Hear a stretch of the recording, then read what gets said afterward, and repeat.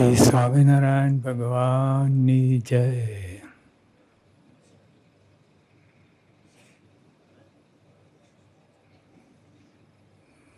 આ તો મહાતીર્થભૂમિ છે અને આમાં તમે બધા રહો છો, કેટલા મોટા ભાગ્ય છે. પણ એ મહિમા સમજાવવો જોઈએ, નહીં તો કાંઈ નહીં, હવામાં બધું જાય. પણ ભગતજીમાં ખરેખર બહુ શૂરવીર. તે વખતે ગુણાતીતાન સ્વામીને ઓળખાવાની વાત એ ભગતજીએ કરી. કેટલા કષ્ટ વેઠ્યા, કેટલું બધું કર્યું, પણ તોય ગુણાતીતાન સ્વામીને ઓળખાયા, છતરાયા કર્યા અને બોલે, આ બેઠું છે અક્ષર છે, આ જાય છે અક્ષર છે. એ વાતે વાતે શ્વાસે શ્વાસે અને ભગતજી મહારાજ સૂઈ ગયા હતા. અને સ્વામીએ ગુણાતીતાન સ્વામી મોકલ્યા કોઈને કે જાઓ ભગતજીને તેડી લાવો. એ ગમે એટલું કહે તો ભગતજી જાગે જ નહીં. પછી આવીને કંટાળીને કે આ તો બહુ ઊંઘણસી છે, જાગતા જ નથી. કેટલી વાર કહ્યું તો ગુણાતીતાન સ્વામી કે તમે શું કરીને સંબોધ્યો હતો? તો કે ભગતજી. ભગતજી નહીં, ગુણાતીત કહો તો જાગશે. અને ત્યાં કહું ગુણાતીત જાગો, તરત જ બેઠા થઈ ગયા. એટલે 24 કલાક રટન જ હતું. ગુણાતીત છું, ગુણાતીત. આપણે કહીએ છીએ હું અક્ષર છું, પણ અક્ષર સમજતા નથી. બીજી સેકન્ડે તો ક્યાંય વિચાર આવે જ કરે, ભલભલાના. એટલે એ હું અક્ષર છું, પુરુષોત્તમ દાસ છે, એ કંઈ જઈરી વાત નથી. સર્વોપરી સારનું સાર, એનાથી પર કોઈ વાત જ નથી. શાસ્ત્ર સકલનો સાર પરમે, બ્રહ્મ ને પરબ્રહ્મ. એનાથી ઉપર કોઈ છે જ નહીં. એટલે આપણે પાપા પગલી કરીએ છીએ. ઘણું સારું છે, આટલું શાસ્ત્રીમાં જ એમની કૃપાથી આપણે આટલે આવ્યા છે. એ પહેલાં કાંઈ કોઈ સમજતું જ નહોતું. એટલે પણ આપણે આગળ ને આગળ વધુ આ ગુણાતીત જ્ઞાનમાં ડોક્યું કરવું અને એ જ મુખ્ય છે. ભલે બીજી બધી પ્રવૃત્તિ કરો એની ના નથી, પણ અંતરમાં મહારાજ સ્વામી સિવાય કાંઈ લોચો જોઈએ નહીં. અંતરમાં બહાર બધી પ્રવૃત્તિ કરીએ તો બહાર પ્રવૃત્તિ કરવામાં એનો પડઘો પડે છે. અંતરની જે સમજણ હોય એનો જીવન તમને ખ્યાલ આવે. હવે મહારાજ સ્વામિનારાયણ હરે સ્વભાવને વિશે શત્રુપણું રાખ્યા. ખોટું ટાઇટલ છે. વચનાવત મધ્યનું 15મું, સત્સંગીને વિશે શત્રુપણું રાખ્યાનું એવું જોઈએ.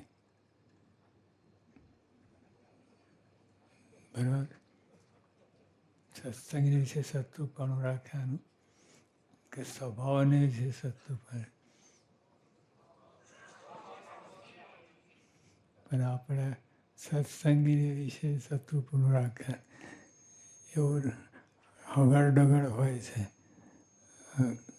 એટલે ભાવ ના હોય, મહિમા ના હોય એ સત્સંગની વિશે નહીં, સ્વભાવની વિશે. અને સ્વભાવ તો આપણે હાથો હાથ મિલાઈને ચાલે છે. સ્વભાવથી જુદા પડતા નથી. સ્વભાવને શત્રુ રાખવાનું, પણ એને બદલે એ આપણને પંપારે છે અને કાનપટ્ટી જાલીને સ્વભાવ આપણને લાતાટે છે.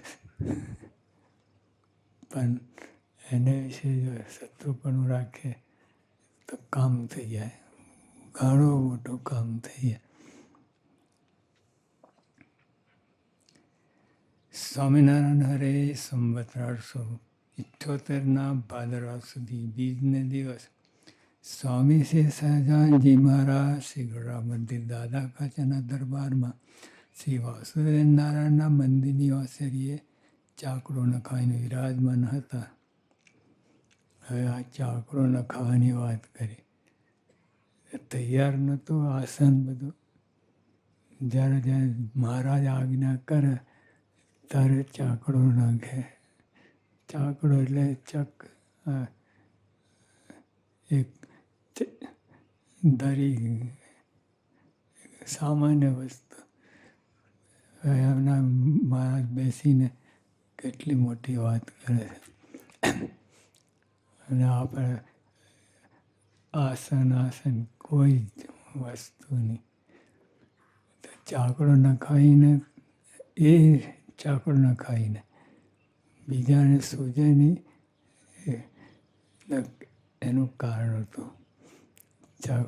મહારાજ ગમે ત્યાં બેસી જાય સભા કરે, એટલે આસન અહીં ગોઠવ્યું હોય અને મહારાજને અહીં બેસવું હોય, એટલા માટે મહારાજની આજ્ઞા જોઈએ અને મહારાજ જ્યાં ઈચ્છા હોય ત્યાં ચાકડો નખાવે. અને મહારાજને મૂળ આપણે કથા વાર્તા જ્ઞાન આપવું એનું કામ છે. બીજું બધું કોઈ વસ્તુને મહત્તા નહીં.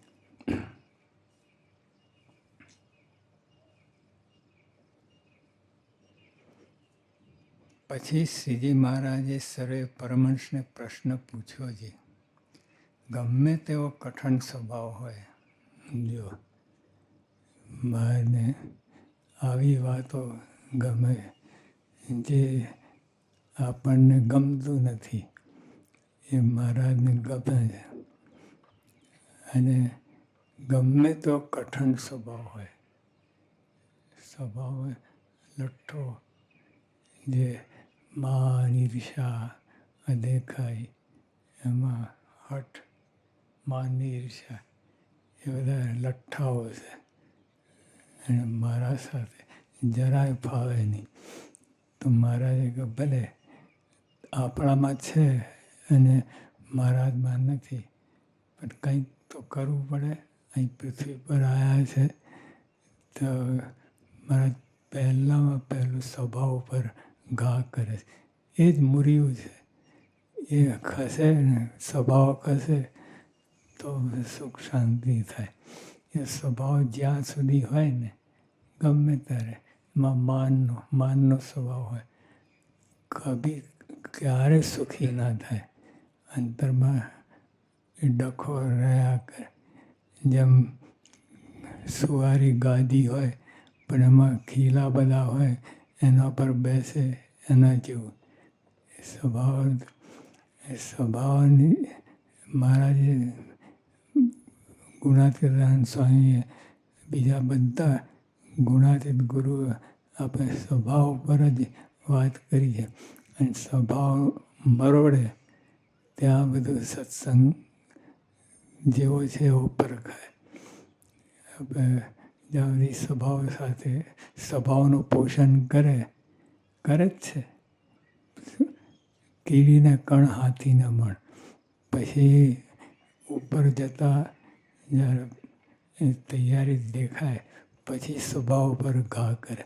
એ તો પહેલાં આપણું સ્વભાવનું પોષણ જ કરે. આપણે આપણી હા જો પ્રમુખ સ્વામી મહારાજ આપણને લાગે કે આપણે અમને રાજી કરીએ. ખોટી વાત. એ આપણને રાજી કરે છે, રાજી રાખે છે. ત્યારે આપણે આ સત્સંગમાં ટક્યા છીએ. અહીં તો જે એમના પોતાના ઓરિજિનલ સ્વભાવ સાથે વર્તે તો આપણે કોઈ ટકીએ નહીં. આપણે બધા વિદાય લઈએ.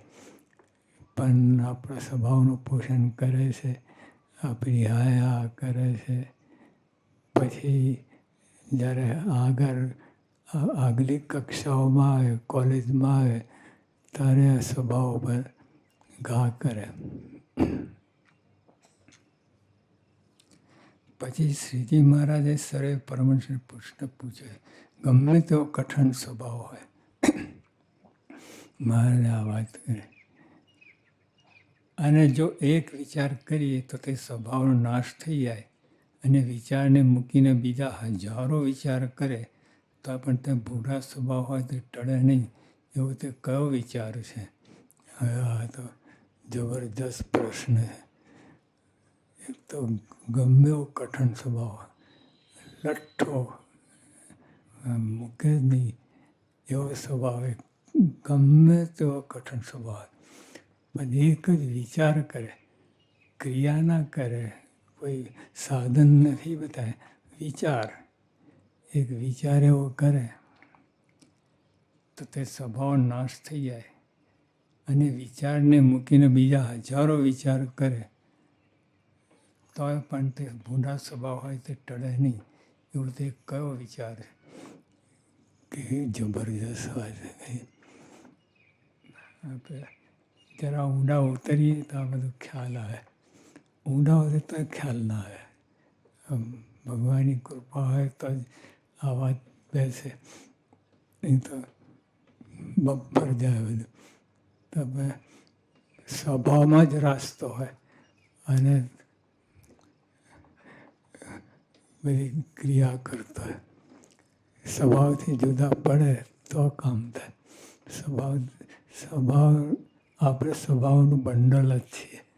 સ્વભાવ જન્મ્યા ત્યાંથી આ પોટલું લઈને જન્મીએ છીએ, સ્વભાવનું પોટલું. અને પછી જીવન જીવીએ છીએ. પછી એમાં બધા કેટલા ડખા થાય. એ સ્વભાવના પોટલામાંથી એક એક સ્વભાવ કાઢીએ અને 4-5 સ્વભાવ સાથે કાઢીએ અને પછી પીરસીએ તો કેવી મજા આવે. આપણે કોઈને કાંઈ સુખ ના આવે. એ સ્વભાવ ટળ્યા પછી જ આપણને સુખ શાંતિ રહે. એટલે માટે મહારાજ આ વાત કરે. મૂળ વાત જે મૂળમાંથી આ નીકળી જાય સ્વભાવ, પછી આ સત્સંગનું સુખ આવે. ગમે તેવો કઠણ સ્વભાવ હોય, જો એક વિચાર કરીએ, સાધન બતાવ્યા જ નથી. કરોડો વર્ષ તપ કરવાને જે આપણે કર્યું છે પણ કાંઈ વર્યું નથી. સ્વભાવ ઓળખે તો થાય ને. સ્વભાવ ઓળખાય નહીં. સ્વભાવનું પોટલું આપણે પોતે જ છીએ. ક્યાંથી એમાંથી જુદા પડે. પણ મહારાજે એક જ વિચાર કહે અને એક વિચાર હજારો લાખો કરોડો વર્ષ અંત આપણે અનંત જન્મ લીધા છે પણ સ્વભાવ ટળ્યા નથી. પણ આ એક વિચાર મને કહે એવો કયો વિચાર કરીએ તો સ્વભાવ ટળી જાય. વિચાર જ, બીજી કોઈ વાત નથી કરી. સાધન કંઈ બતાવ્યા નથી.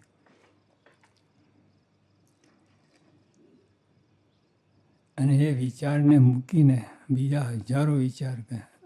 અને વિચાર જ, સાધનની વાત જ નહીં. એ વિચાર મૂકીને બીજા હજારો વિચાર કરે તો એ સ્વભાવ ટળે નહીં. પણ તોય પણ તે ભૂંડા સ્વભાવ હોય તે ટળે નહીં. એવો તે કયો વિચાર છે? એટલે આવા પ્રશ્નો આમાં ઊંડા ઉતરીએ પોતે તો મહારાજ કંઈક કામ થઈ જાય. એક જ સેકન્ડમાં કામ થાય. બીજા હજારો વિચારની એક જ વિચાર કરે તો સ્વભાવ ટળી, ગમે એવો ભૂંડો સ્વભાવ હોય તે ટળી જાય.